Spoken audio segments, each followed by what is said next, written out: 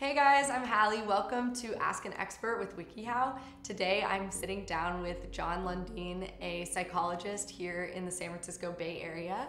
What are the most common triggers for anxiety and stress in everyday life? I'd say, in short, work stress, relationship stress, because those are the relationships in our lives that we have the most at stake in those contexts, and they also trigger any ways that we've been hurt in the past. So we tend to see our bosses as parental figures, whether we like it or not, and we tend to want their approval. In everyday life, right, is our romantic relationships and our friendships, right? Because, kind of for similar reasons.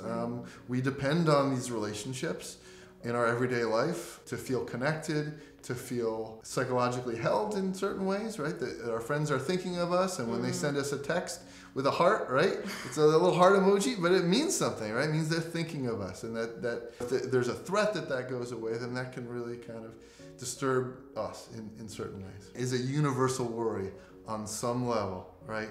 That we're just not enough.